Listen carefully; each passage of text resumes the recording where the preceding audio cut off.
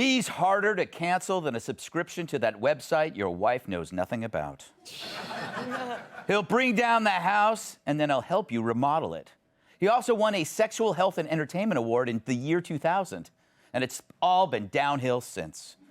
Joining me now, radio personality, comedian, actor, and host of The Adam Carolla Show, and dare I say, a living legend, Adam Carolla.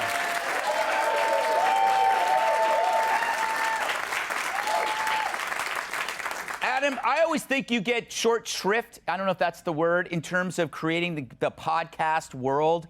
Weren't you basically the first person to figure out how to cancel-proof yourself? Like, you went off and did your own thing. You're your own boss. You can say whatever you want. Yeah, it was funny. I had somebody say to me recently, they said, did you know this was all coming when you started your podcast 13 years ago? And I said, no, I didn't see any of this coming.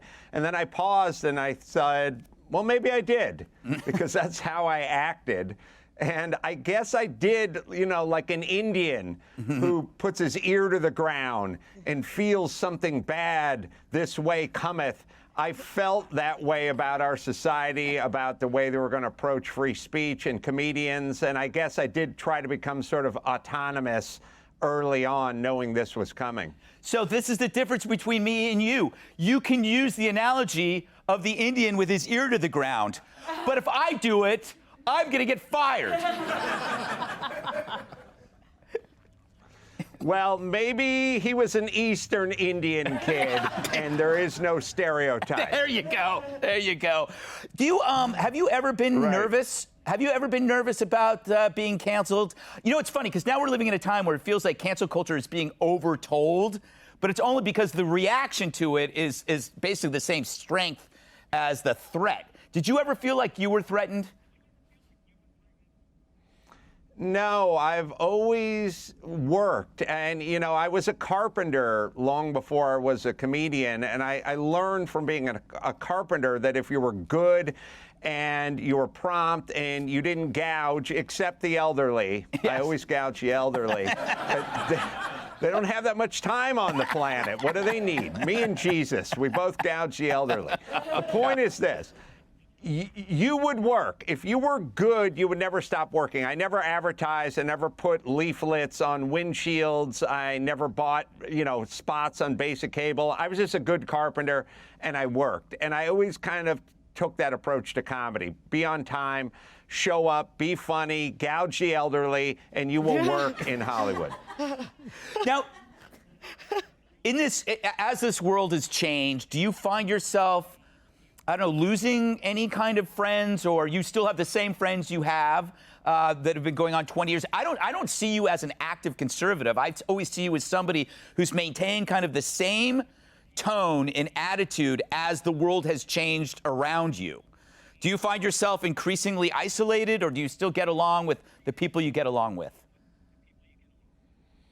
Well, I'll put it to you this way, Gutfeld. People think I entered this van just to do a hit on your show. Yeah. I live in this van. There's a hot plate that's just off camera.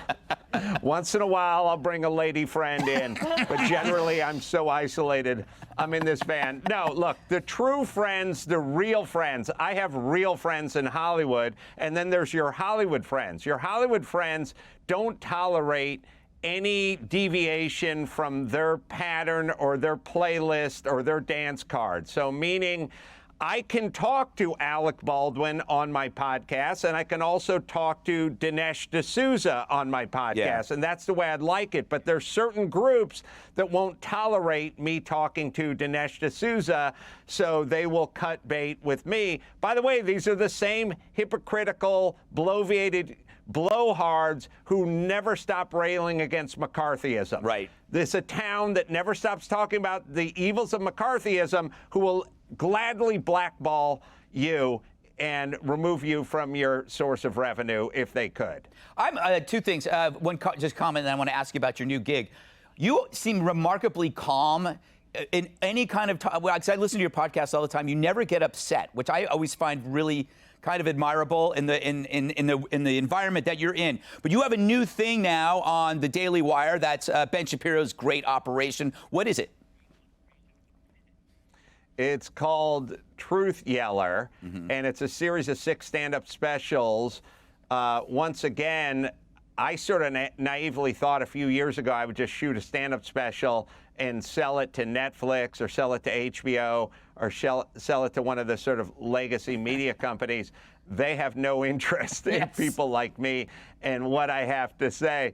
So I needed to go somewhere and find a platform, and I ran into the Daily Wire, and I just dipped my chocolate into their peanut butter, and the rest is history. I'm so glad you said peanut butter.